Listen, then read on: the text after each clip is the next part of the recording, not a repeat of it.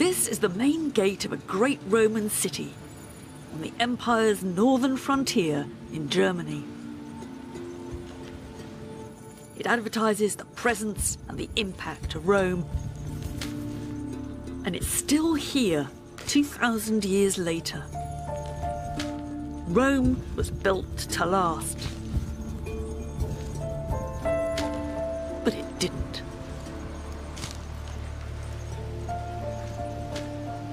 One of the biggest puzzles about the Roman Empire has always been what caused its decline and fall.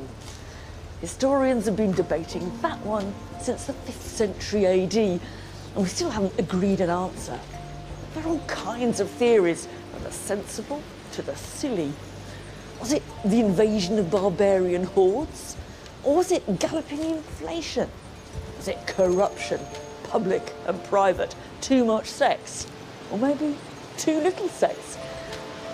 Or was it the lead in the water pipes, gradually sending them all mad? Happily, this isn't a multiple choice test. And one thing's for sure, it's all intriguingly complicated.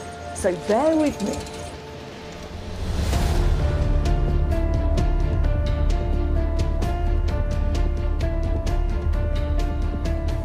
From its mythical origins to the reality of empire, stretching from Britain in the north to the fringes of the Sahara in the south, Spain to Israel, the Nile to the Rhine. The Roman world was more culturally diverse, productive and connected than anything that had gone before. We tend to joke when we say all roads lead to Rome, but actually they did. It seemed like Rome had discovered the art of imperial longevity, thriving not only by exploitation, but by creating citizens. And at the very top of the pile was the emperor. You probably have to kiss his feet. But the Roman Empire was more vulnerable than it looked. There was conflict and there was resistance, both from the outside and within. This was Romans attacking Romans. So why did the Roman Empire come to an end? Or did it?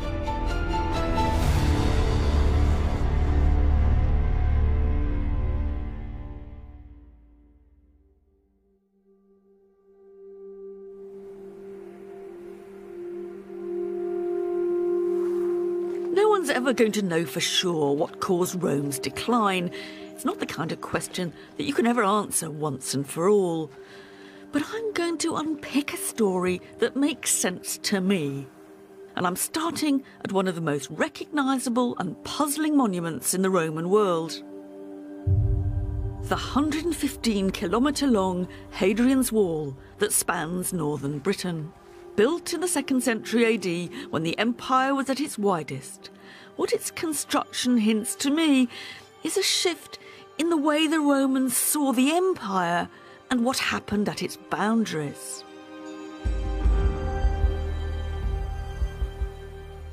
In some ways, Britain was Rome's Afghanistan. The Romans always found it terribly hard to get the upper hand, particularly in the north of the country. It wasn't that there were loads of pitched battles between Romans and barbarians, but there were decades of terrorism and guerrilla warfare. The wall must have been something to do with controlling that. But it was never a straightforward defence against the enemy. It was more a Roman statement. This really is an aggressive structure, ploughing through the country from one side of it to the other. It seems to me there's two things going on here. First of all, it is a major symbol of Roman power, and it's speaking to those people out there to the north and to those down there to the south. But there's also a new idea of what an empire is that's at stake here. They're starting to say the empire has an edge, it has a boundary. And they're doing that here and in other places in the empire. And this is the start of the empire being mapped. And that made a big difference. As we know now, the moment there's a physical barrier, whether it's a wall, a fence or a river, it doesn't just keep people out, it also entices them in. And there was an extra urgency to that when almost everyone inside the empire was a full Roman citizen, almost everyone outside not.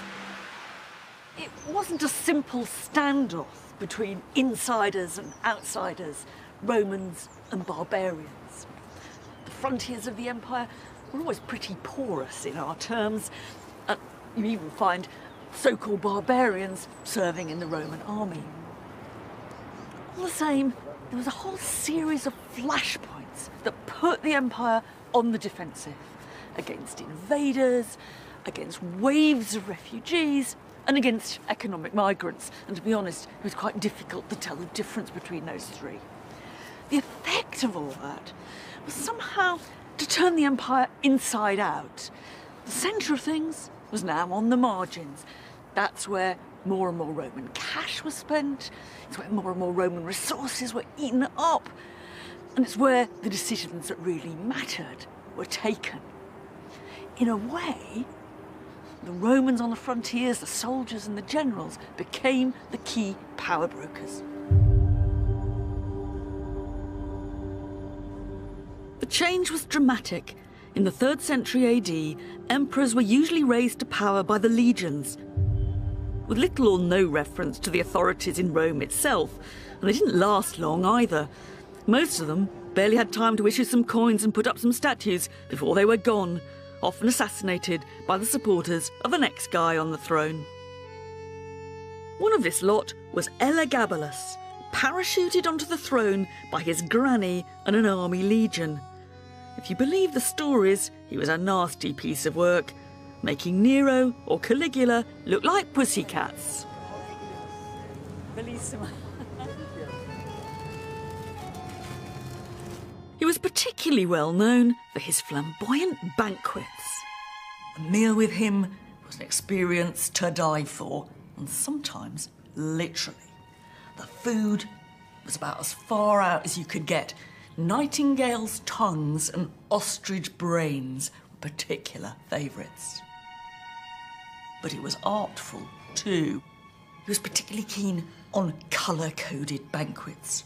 All the food in blue or in green. But there were risks.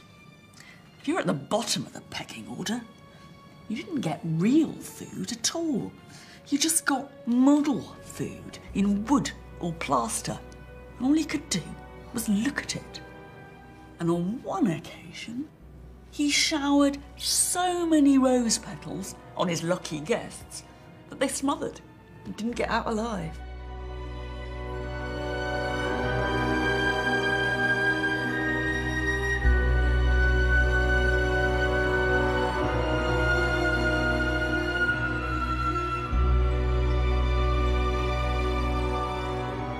The emperor was a complete fashion freak.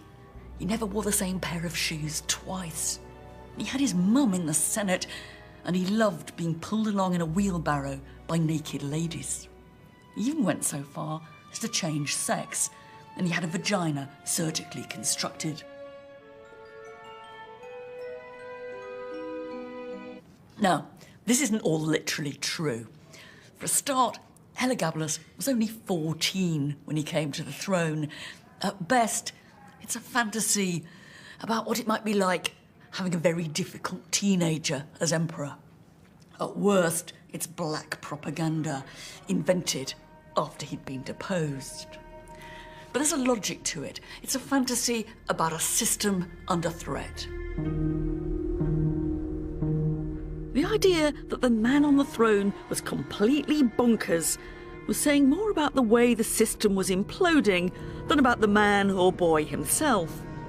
But the Romans didn't just sit and watch it all happen.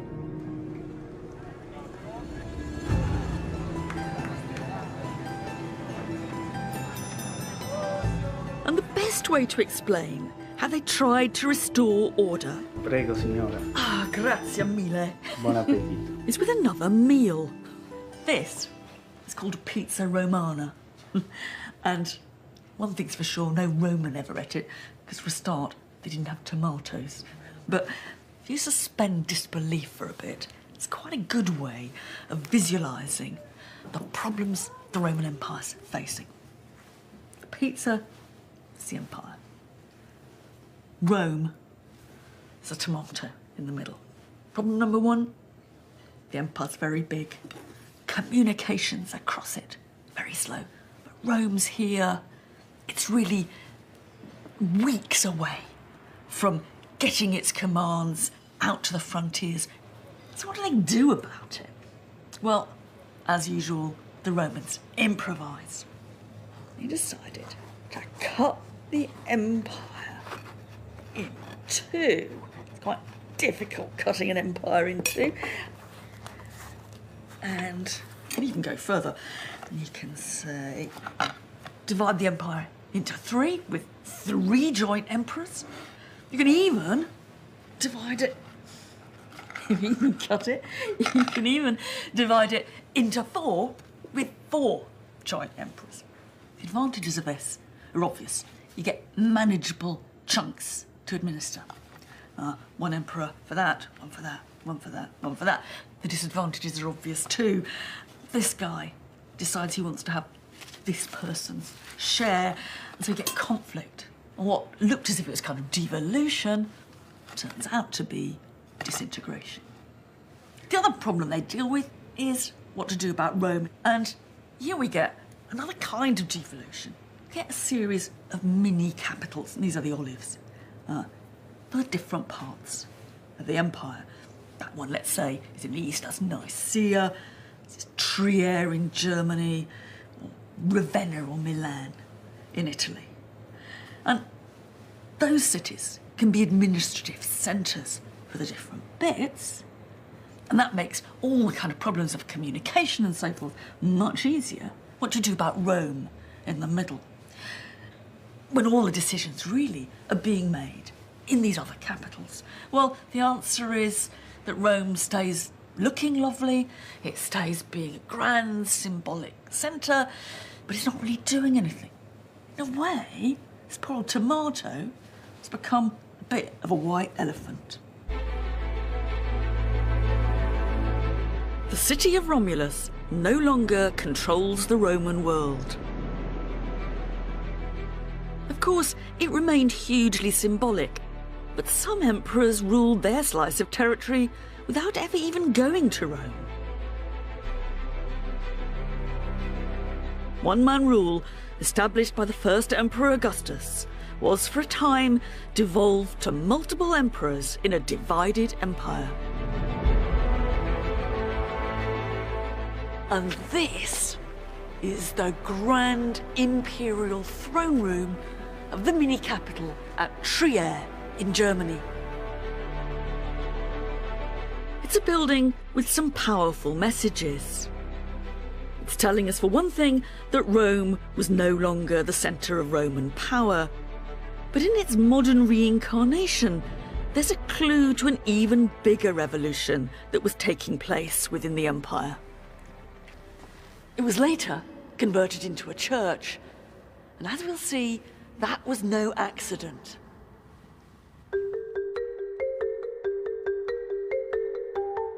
Because there was something bigger happening than any of those problems on the frontiers, mad emperors and rivalrous legions. The entire Roman belief system was being challenged. And to understand that, we have to go further back into Roman history to see how the relationship between the gods and the Roman state had traditionally worked.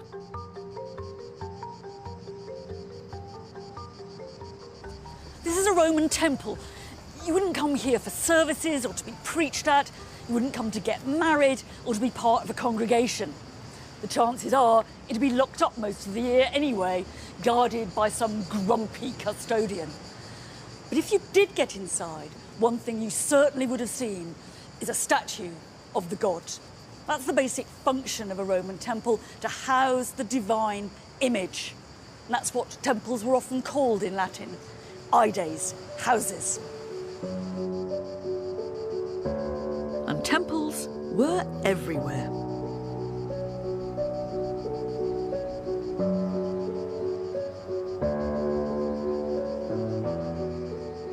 So why did they need so many? Well, this one was put up to the god Hercules in the middle of the 2nd century BC, almost certainly with the profits of Roman conquest in the east. And that was a common pattern. A general in the middle of battle would vow a temple to the god if that god would grant him victory. And when the general returns to Rome successful, he uses part of the spoils to finance the building. In a way, temples are public reminders of the god's support for the Roman state, and they underline the axiom that Rome can only be successful if it keeps the gods on its side. And gods is, of course, plural. It might seem obvious, but there were loads of them. And to us, the interaction between them and the Romans can look a bit contractual, even mechanistic. The Romans didn't believe in their gods. They didn't have internal faith in our sense.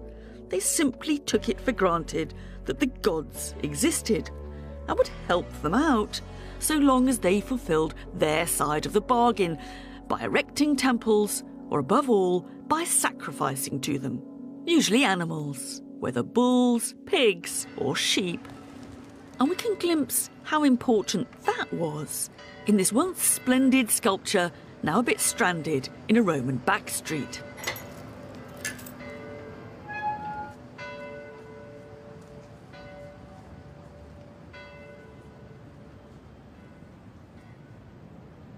Here we've got a scene of sacrifice to the gods. On the lower panel, there's a bull actually being slaughtered. And above, the emperor is pouring some kind of libation onto an altar. You can find hundreds of scenes like this across the Roman Empire.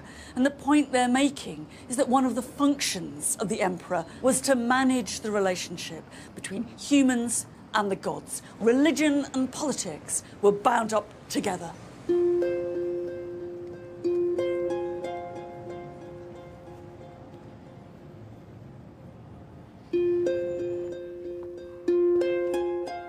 There's a decidedly public, a decidedly matter-of-fact side to all this. But that doesn't mean the gods didn't also have a personal impact. On the contrary, they permeated the lives of the Romans. It was a world full of gods. This collection of miniature gods and goddesses takes us right into the world of personal religion. These are private objects. There were thousands of them across the Roman Empire, in people's pockets, on their mantelpieces at home, in temples and in shrines. They're kind of like everything from fridge magnets to objects of devotion, all rolled into one. This was an incredibly complicated religious world.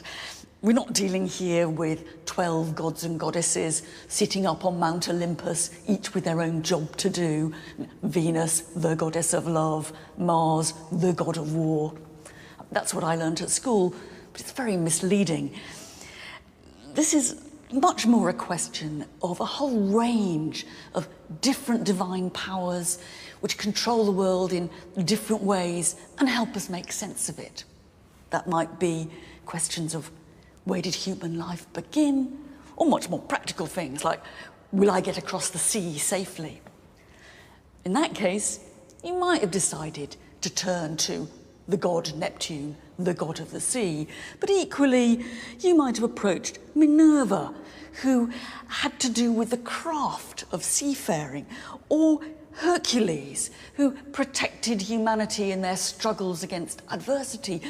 Or you might equally have turned to Mercury, the god who helped you get places and helped you make a profit.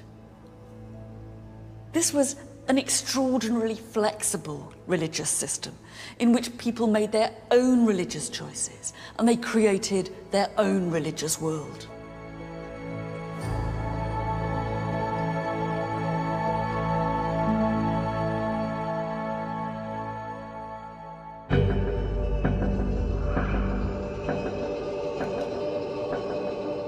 Religion was fundamental for the success of the empire, and the Romans made sure their gratitude was on full display. But the growth of the empire brought new and different gods into Rome. Just as the Romans incorporated new citizens from new conquered territories, they incorporated divine citizens too. One of these new religions, thought to originate in what is now Iran, didn't have grand temples, at least not above ground.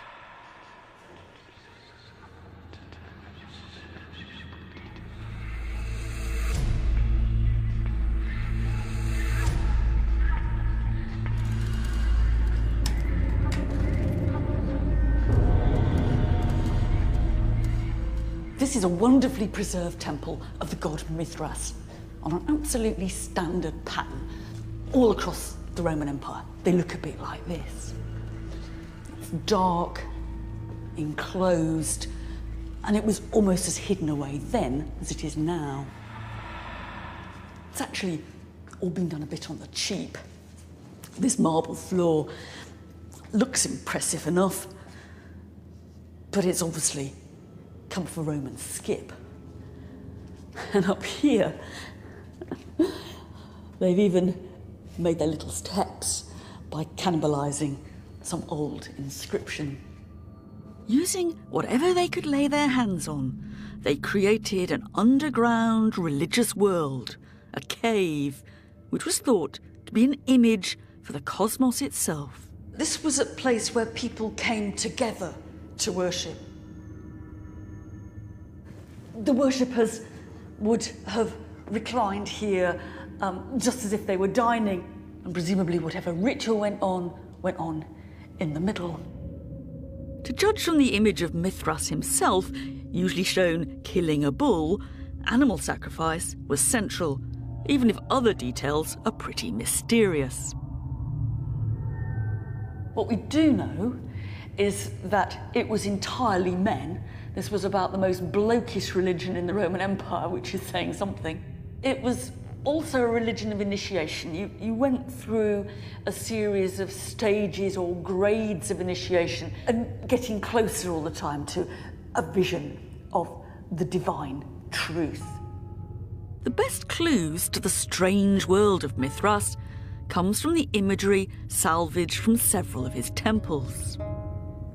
You've got Mithras himself plunging his dagger into the side of the sacrificial bull, and he's wearing a very distinctively shaped Persian hat, signalling that he comes from the margins or outside of the Roman world. And there's something, I think, about the exoticism of all this, which must have been part of its attraction. But exotic or not, it still fitted comfortably enough in the Roman world of polytheism.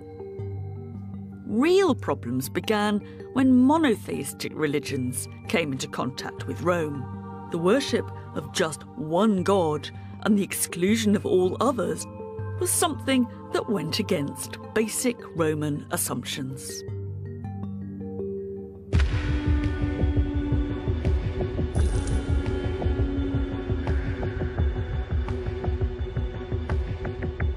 Judea was made a province of the empire in 6 AD. People here had their own way of life and a distinctive relationship to one god. So when the Romans took over with a very different set of assumptions, a clash was almost inevitable. A mixture of politics, local infighting, and religious conflict ended when the Romans destroyed the temple in Jerusalem. And that triggered a 6-year-long full-scale Jewish revolt. יומם השמש לא יכה כך, וירח בלילה.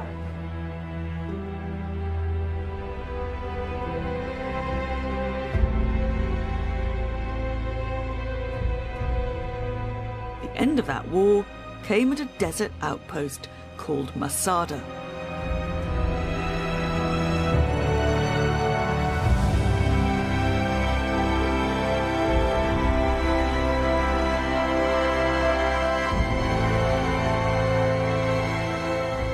In this remote spot, King Herod, one of Rome's earlier allies or collaborators in Judea, had built an extravagant palace where he could dine and bathe in true Roman style. You would be disappointed to know that the place is now famous for much bloodier reasons. The final showdown between the Jews and the Romans happened hours away from Jerusalem, here in the middle of the desert. There was a breakaway group of about 1,000 Jewish extremists. They were terrorists in the eyes of some Jews, as well as the Romans. And they'd seized Esada, and they were holding out there years after the temple in Jerusalem had fallen.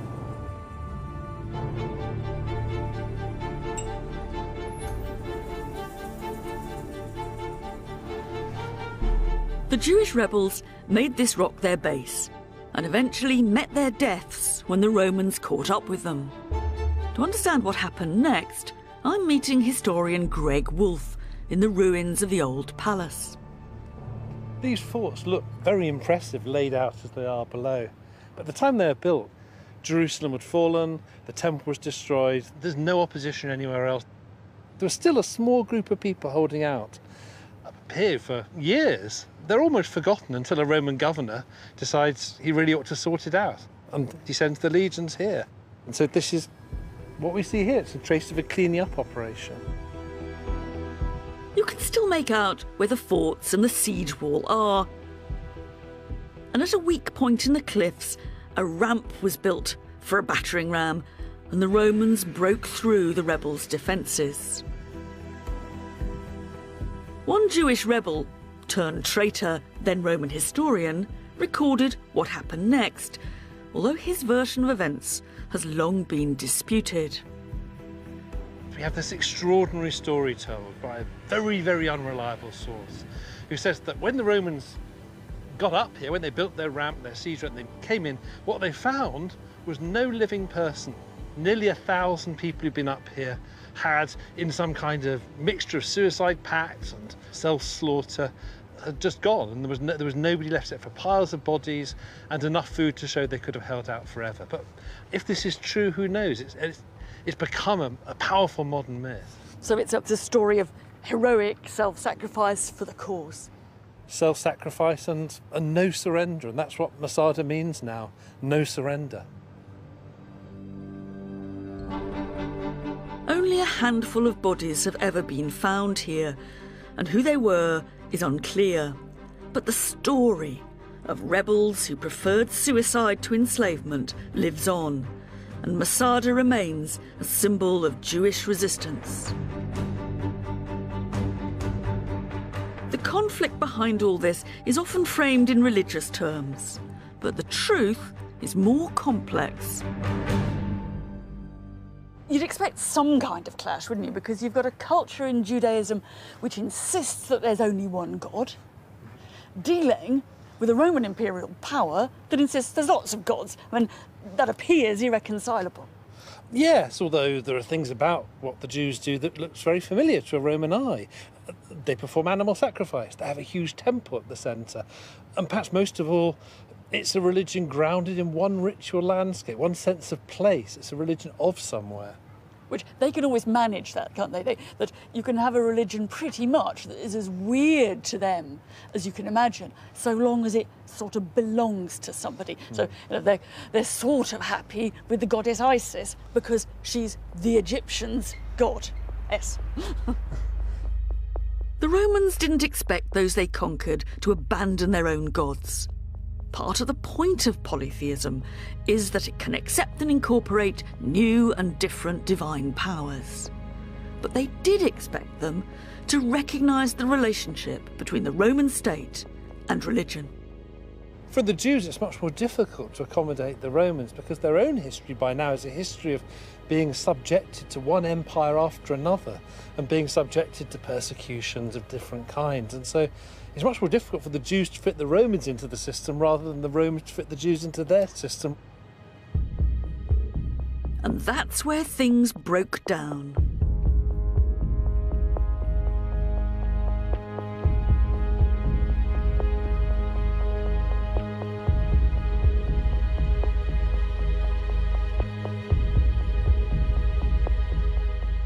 Over the next 200 years, there were more bloody chapters in the history of Jews and Romans.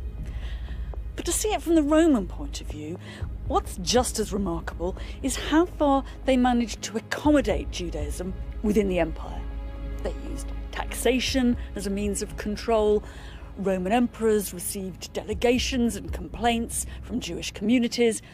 Individual Jews progressed high up in the Roman administration. And in many ways, Judea was a prosperous little Roman province. But for one offshoot of Judaism, and that's Christianity, it was to be a very different story. In the turmoil of conflict between Rome and Judea, one Jewish rabbi had developed new ideas. His name was Jesus. The sayings of Jesus, as they were called, were only written down later, but it's clear enough that for the Jews, he was preaching blasphemy. And at the beginning, at least, for the Romans, he was just another troublemaker. However exactly the story went, he was arrested, put to trial, and sentenced to death, Roman style, by crucifixion. The Romans must have thought, problem solved. But it was only the start.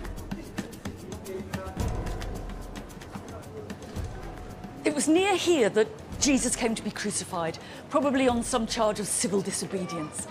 It's very hard to know exactly what was going on because the story has been rewritten and reinterpreted and embroidered ever since. But we can be fairly certain that the real Jesus was the leader of some small Jewish splinter group, and that in the decades after his crucifixion, he was almost reinvented as the founding symbol of a new religion which attracted followers more widely across the empire. There weren't, to start with, actually all that many of them, and they believed a variety of different things which we wouldn't recognise now as Christian.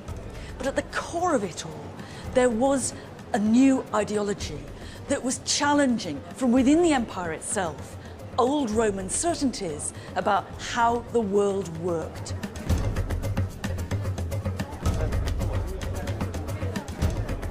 Today, Christian pilgrims from all over the world flock to Jerusalem to visit the spot where Jesus was buried. In the appropriately named Church of the Holy Sepulchre.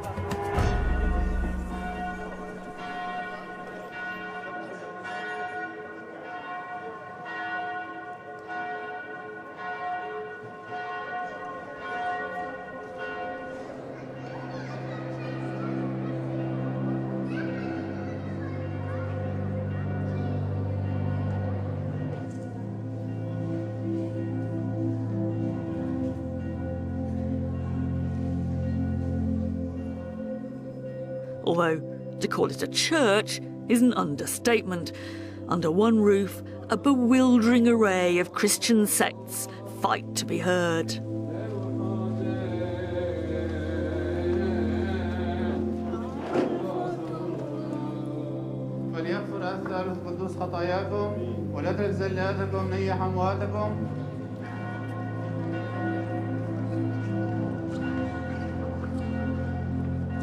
And the biggest queue of pilgrims and curious tourists is by the shrine that surrounds Jesus' tomb.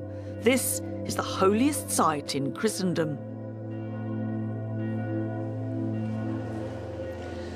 The idea that Jesus rose from the dead would have been the least puzzling part of Christian teaching for most Romans. There was a combination of far more radical ideas than that. It wasn't just that there was only one God. Those who followed Jesus could take no part in sacrifice, and they were to prepare themselves for the kingdom of God, which transcended the earthly power of Rome, and which might be coming soon. Add to that the very strange notion that poverty was a virtue, not a misfortune, and some pretty hardline views about sex. And it's not difficult to see how some Romans might have been curious, even attracted to Christian teaching. Many others would have been baffled or affronted by what must have seemed like an assault on their world order. Christianity flew in the face of what Romans had traditionally thought religion was all about. And that contradiction may be one reason why Christianity was initially slow to take off. But when it did, it exploited the very network of communications that linked the Roman Empire. One of the key figures in spreading the word was a small-time Roman salesman from Turkey, better known as St. Paul. Jesus himself wasn't a big traveller, but Paul not only got everywhere across the Eastern Mediterranean, he also used the long-distance mail as a way of broadcasting to far-flung Christian communities. And the letters he wrote are still part of the Bible. Corinthians, that's the letter he wrote to the Christian church at Corinth. And he's writing to the people at Thessaloniki, to the people at Ephesus, the Ephesians, and to the Christian church in Rome. They're part pep talk, part instruction, and not all of it's entirely to my taste. Man is the head of woman, he says. It's never going to be my motto. But what does strike me are the geographical horizons that these letters display. He talks about being in Macedonia and going to travel to Ephesus and then move on to Corinth. It's the connectivity of the Roman Empire that these Christians are exploiting. Christianity was born within the Roman Empire, and the people who became its followers rode on its connectivity. In port towns like Corinth and Thessaloniki, you could find goods, work, and a new spiritual guide. The empire's trade routes became Christianity's broadcasting service.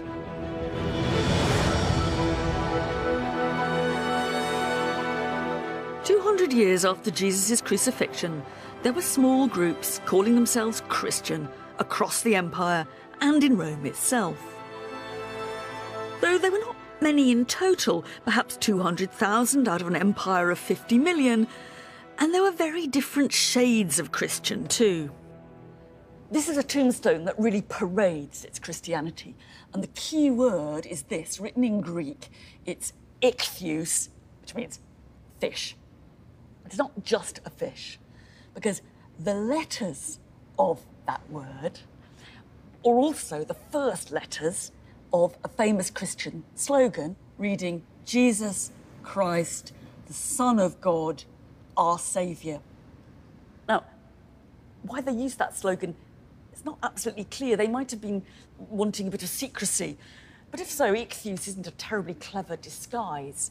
It's much more likely that this is an attempt to represent God and to wonder how God should be represented. They're thinking about encoding God in language and in visual symbol.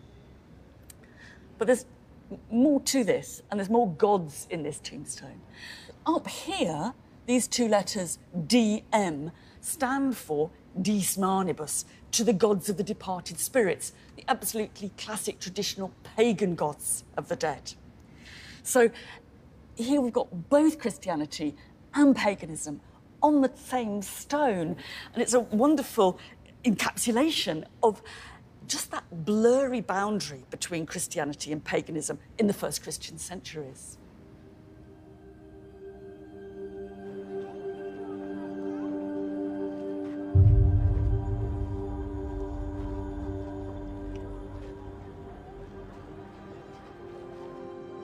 Most Christians in the Roman Empire probably inhabited that blurry boundary. But a few were much more hardline, overachievers, extremists you might almost call them, who came into conflict with Roman authorities and went to their deaths for refusing to sacrifice to the traditional gods.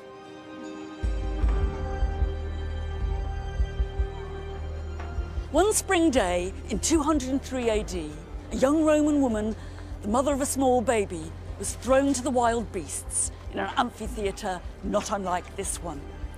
She was taunted, she was whipped and maimed by the animals, but not killed. The gladiator came to finish her off. After one painful miss-hit, she calmly took his blade in her hands and guided it to her throat. Her name was Vibia Perpetua, and her only crime was to be a Christian. This was Romans attacking Romans.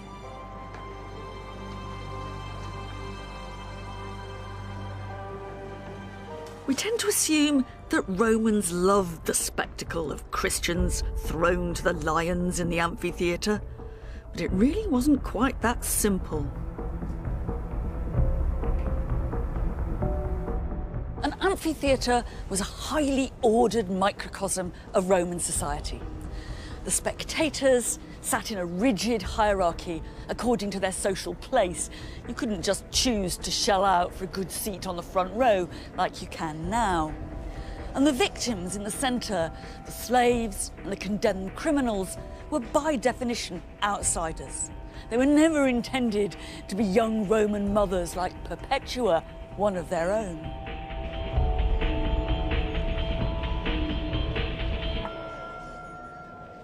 Hardly surprising that her prosecutor tried to get her to think of her young baby and to recant her faith. And it's hardly surprising that the crowd, as they watched Perpetua die, both jeered and shuddered. Perpetua's story of pious resistance and brutal execution has become part of the Christian narrative of good against evil, where many non-Christians must have seen stubborn, self-willed self-destruction. Christians saw in martyrdom a powerful advertisement for their faith.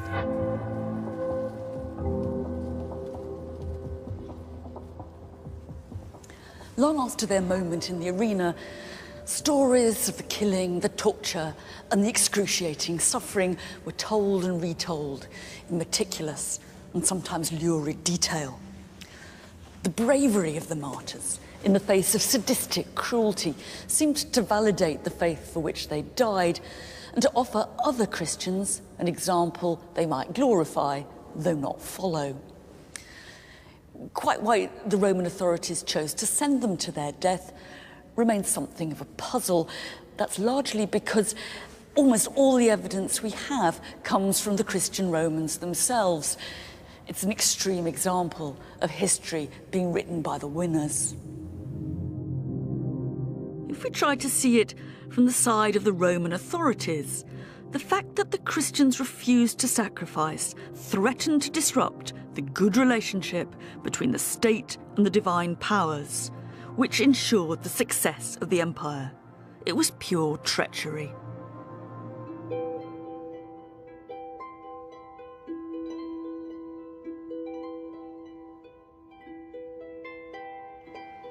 In the middle of the 3rd century, less than 50 years after Perpetua's death, one emperor decided to bring things back into line and to restore order with a piece of paper. These are scraps of papyrus from a Roman waste paper basket in the province of Egypt, and they're some of the most important things ever to have been found in a waste paper basket. And it's also a wonderful example of Roman bureaucraties. They are personal certificates proving that their owner has sacrificed to the traditional gods. The gist of the message is up here, saying so-and-so has sacrificed, it's been witnessed here, and then one of the witnesses has signed. His name was Hermas, and this guy has actually signed Several of these certificates.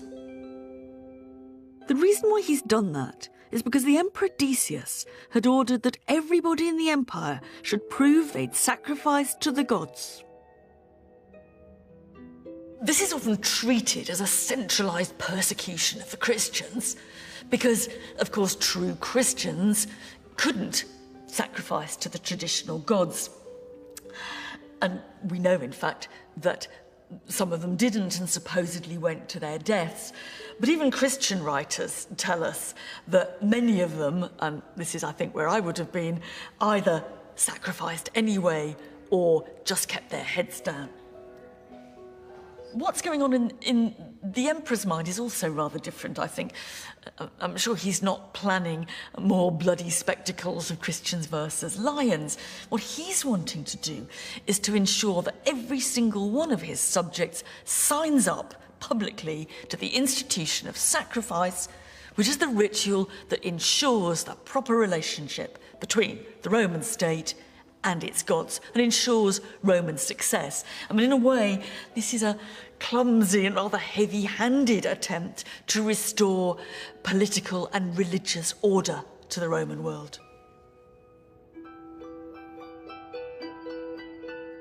His project didn't last long, and neither did he. Decius wasn't dealing only with the Christians, but between the invasion of the barbarians and internal rivals, his reign only lasted 2 years, and he ended up killed on the battlefield. It would have been beyond the wildest dreams of Perpetua and those who died like her that in less than 100 years, Rome would turn in exactly the opposite direction.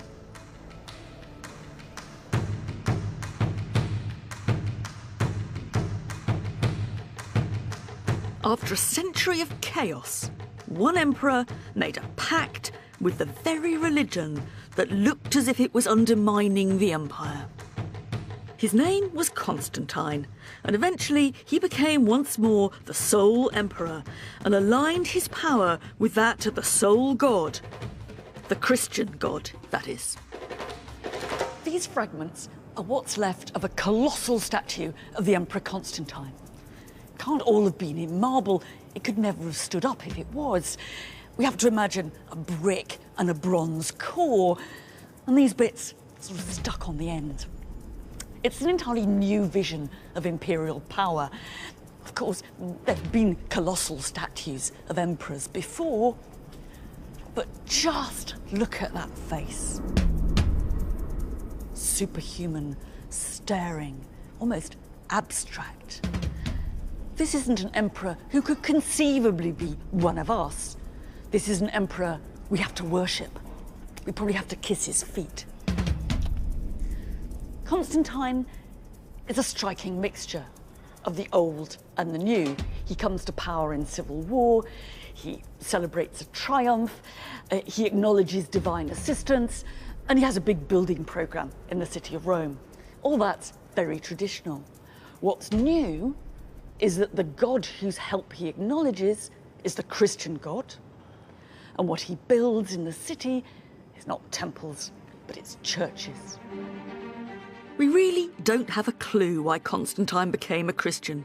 It might have been a sincere spiritual conversion. It might have been a calculated decision to back what looked like the winning side. The political logic of this, whatever's going on inside Constantine's head, is that the circle has been squared.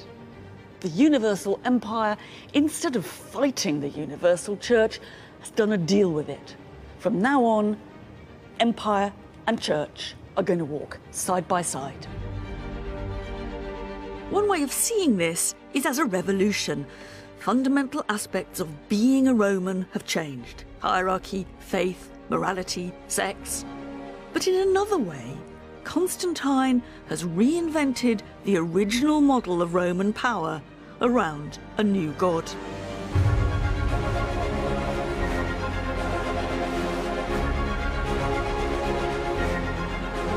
And he sealed the deal by building a new capital, which eventually became the new Rome.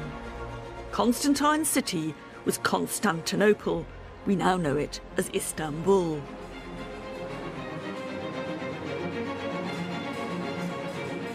It was here that he ordered his own versions of some of the major buildings of Rome. The site of Constantine's hippodrome, his Circus Maximus, has been preserved, complete with a few of the monuments that he and later emperors placed along its centre. Robin Cormack, my tour guide and husband, knows more than me about the art and culture of the Eastern Empire.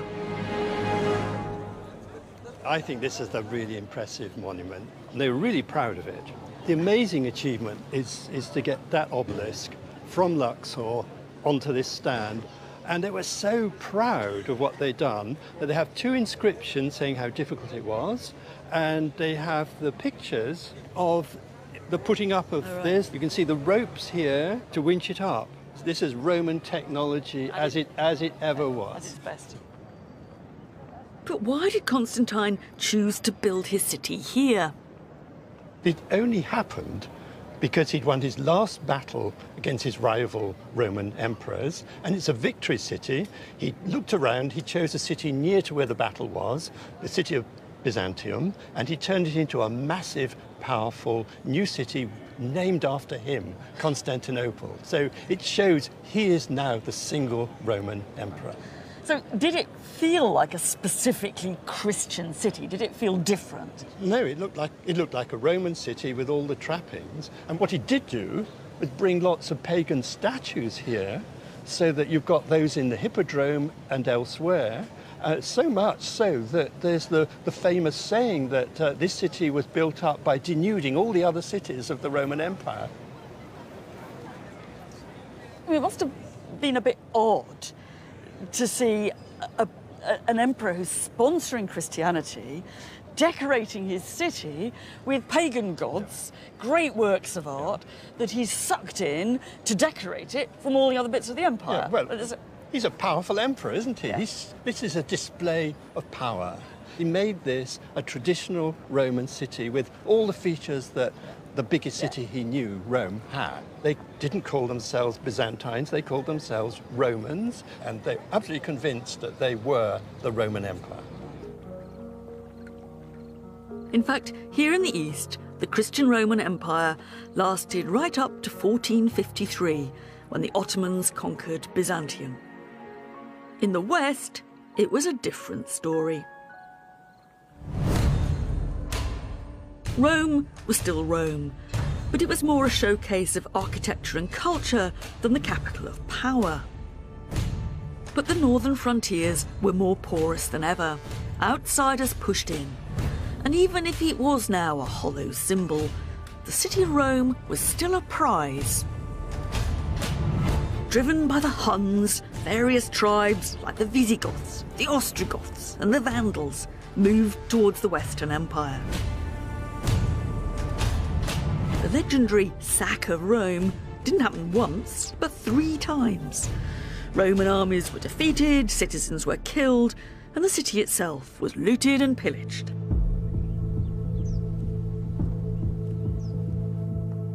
The very words barbarian and vandal now conjure up a picture of wanton destruction of all that's civilized. But that popular image, powerful as it is quite unfair. This is a wonderfully vivid 19th century attempt to picture the barbarian hordes in action, destroying the city of Rome. Long hair, funny top knots, plaits and moustaches. And a couple of them are trying to topple one of the symbols of imperial power. And their mates are getting their torches ready to set the place ablaze. Actually, the world of the New West was nothing like this. It's true that political unity had collapsed and there was plenty of destructive military conflict. But what emerged was a series of rival powers who were in effect mini-Romes, who were trying to buy into the prestige of Rome and Romanness rather than trying to buy out of it. They sponsored Latin poetry, they developed the traditions of Roman law, and they were more likely to be restoring the monuments of the Roman past, not trying to pull them down. The empire, in a political sense, had gone, but the cultural hegemony of Rome remained, even in the West. These people were not Romans, but they were imitating Rome, much like many modern empires have done ever since.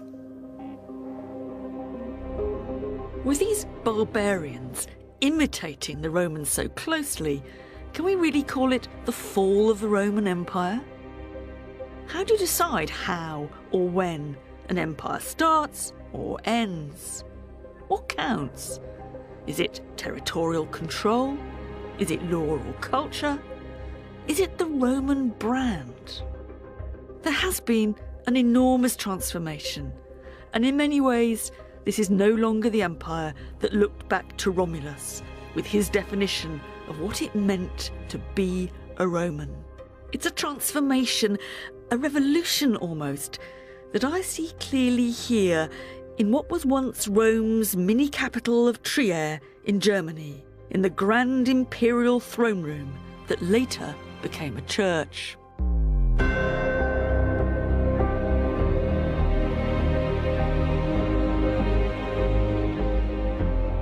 The conclusion I come to is that the real heir of the Roman Empire was Christendom. Not an empire of political domination, or not only that, but an empire of the mind. And in its own ambitions at least, still an empire without limit.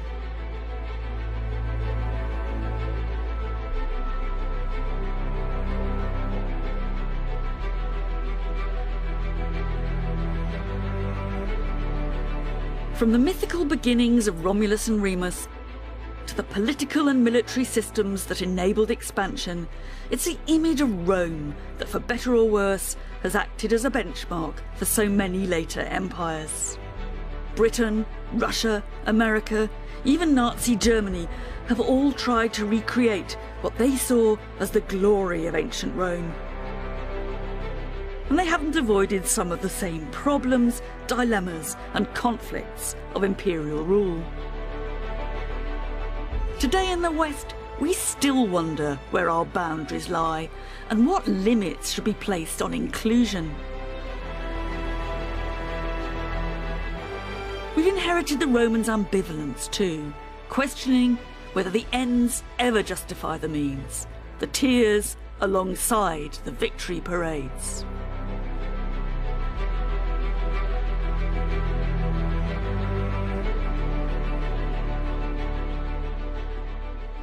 2,000 years ago, the Roman historian Tacitus offered one image of the fallout of Roman conquest. They make a desert, he wrote, and they call it peace. I first read that when I was a bit of an awkward teenager, and I still remember the moment because it was the first time that the Romans actually seemed to speak to me.